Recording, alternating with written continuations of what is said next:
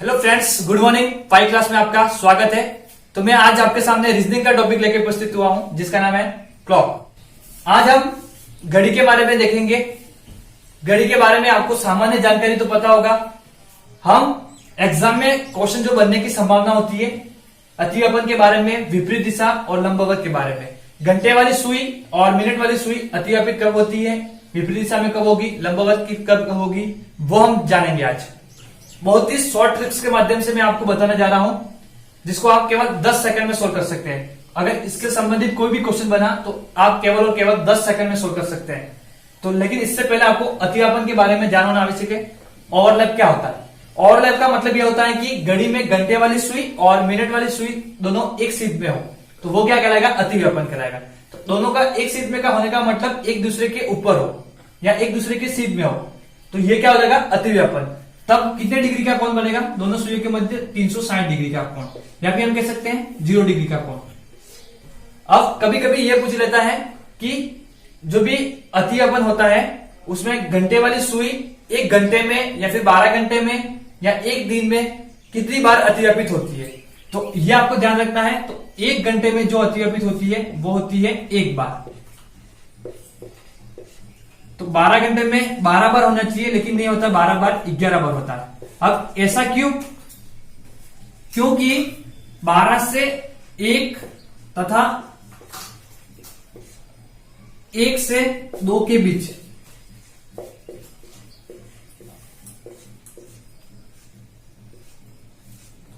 केवल और केवल एक बार अतिव्यापित होगी, तो एक कम हो जाएगा। तो यहां पे एक कम हो गया, वो भी कितनी बार अतिव्यापित होगी? 12 से 1 बजे तथा 1 से 2 बजे के बीच केवल एक बार अतिव्यापित होगी। वो कितनी बजे होगी? 12 बजे। इसलिए 12 घंटे में 11 बार अतिव्यापित होगी, यहां से एक कम हो जाएगा। अब 24 घंटे की बात करें या फिर एक दिन की बात करें, तो एक दिन में कितनी बार अतिव्यापित होगी? तो हमारे पास आंसर कितना आएगा? 22 बार। अब फिर से एक कम हो जाएगा, क्योंकि अगले 12 घंटे में 12 से 1 तथा 1 से 2 बजे के बीच में कितना हो जाएगा? एक कम हो जाएगा। तो क्या हो जाएगा हमारे पास आंसर? 22 बार। तो 24 घंटे में 22 बार अतिव्यापित होती है। अब हम विपरीत दिशा की बात करें, तो विपरीत दिशा का मतलब होता है 180 डिग्री के कोण पर कब होगी। तो 180 डिग्री के कोण पर कब होगी? तो आपको यह बताना हो कि घंटे वाली सुई और मिनट वाली सुई विपरीत दिशा में 12 घंटे में कितनी बार होगी, तो यह होती है 1 घंटे में एक बार।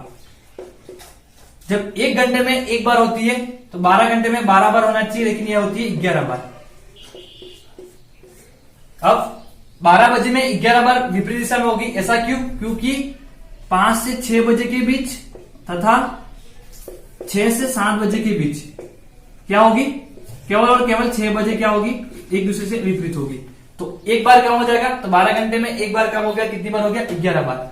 और अगले 12 घंटे की बात करें तो फिर से कम हो जाएगा, 5 से 6 बजे के बीच और 6 से 7 बजे के बीच। केवल और 6 बजे क्या होगी? विपरीत दिशा में होगी। तो एक और कम हो गया।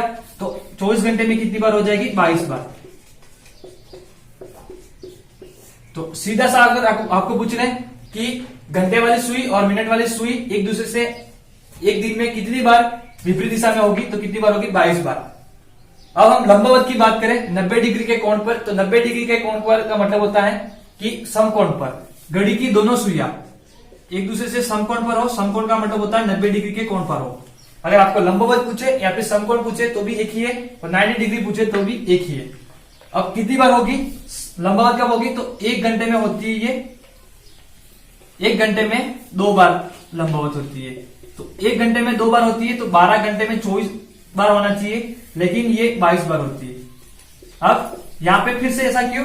क्योंकि जब भी इसमें 2 से 3 बचती है और 3 से 4 बचती है, तब एक बार कम हो जाता है, और 8 से 9 तथा 9 से 10 बजे के बीच भी एक बार कम हो जाता है।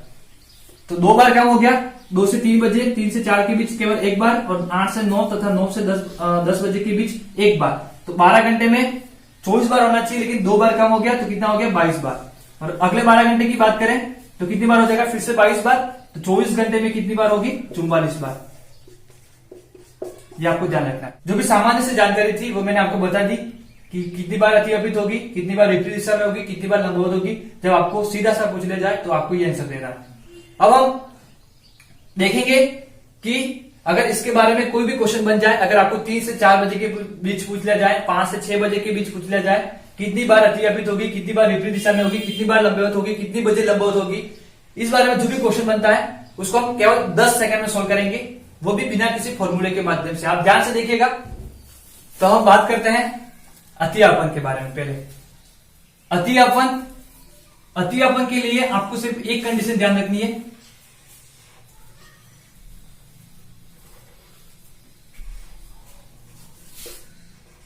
जब भी अतिव्यापन के बारे में आपको पूछा जाए तो आपको घड़ी में सिर्फ एक ही कंडीशन ध्यान रखनी है कि घड़ी में 12 बजे है।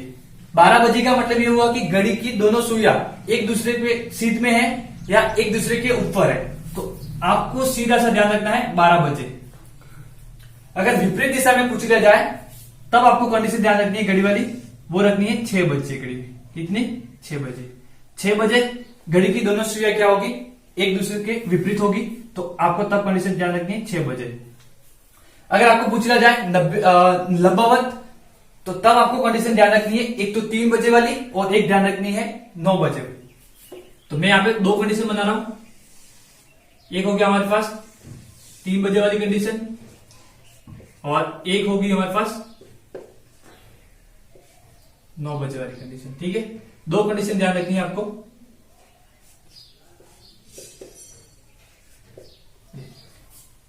अब एक बार फिर से बता रहा हूं मैं, जब भी अतिव्यापन के बारे में क्वेश्चन आ जाए तब आपको कंडीशन ध्यान रखनी है 12 बजे वाली।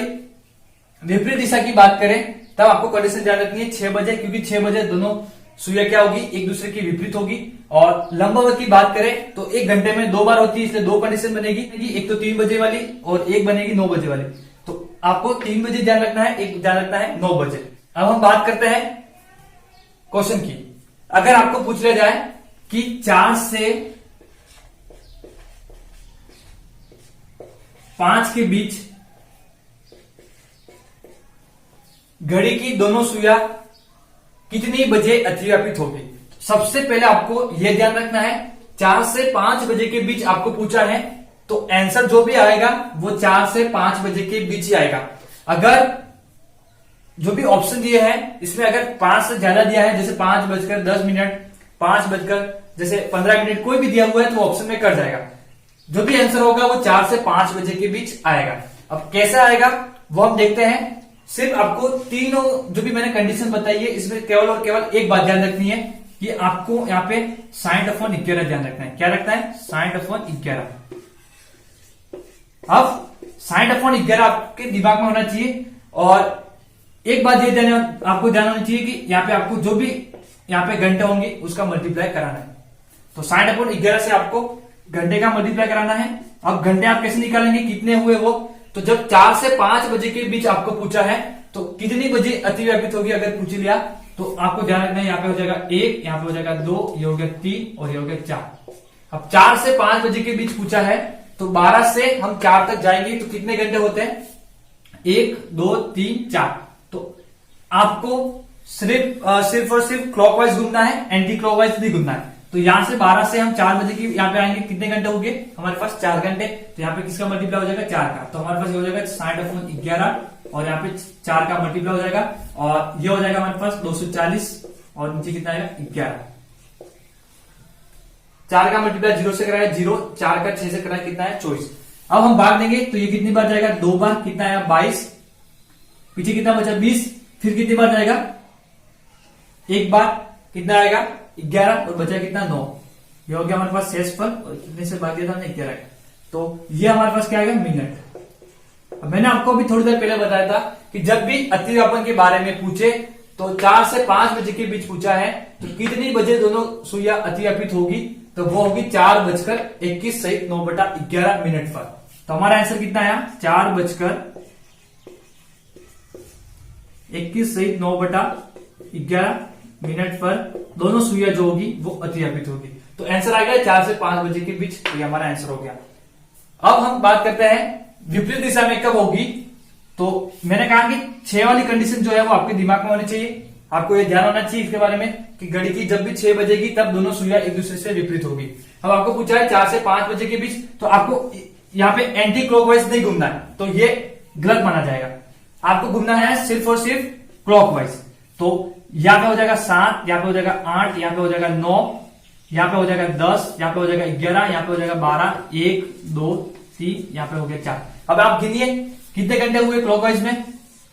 तो 1 2 3 4 5 6 7 8 9 10, कितने हुए 10 घंटे।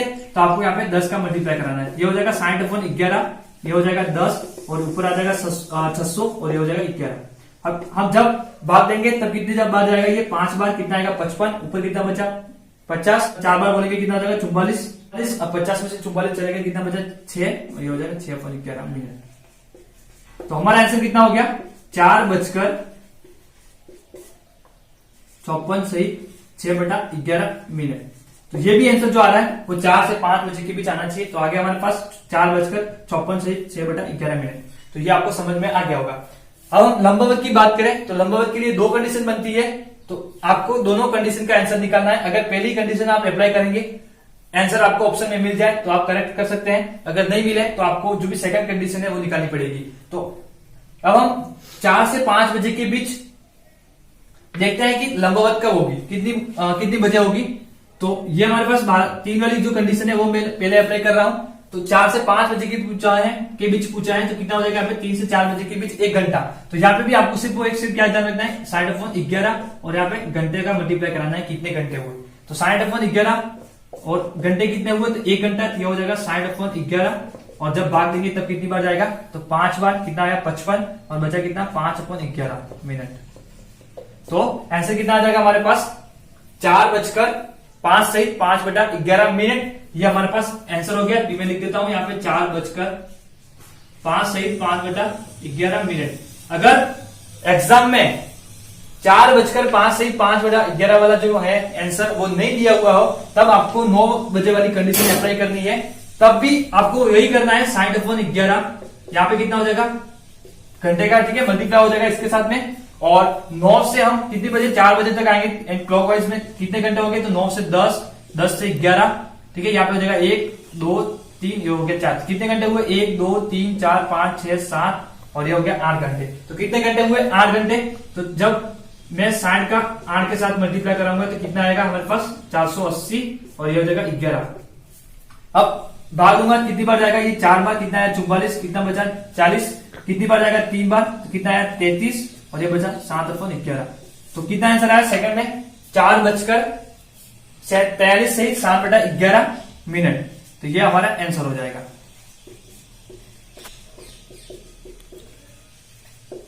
तो मैं उम्मीद करता हूं आज हमने जो भी अतियपन, विपरीत दिशा और लंबवत के बारे में पढ़ा वो आपको समझ में आ गया होगा।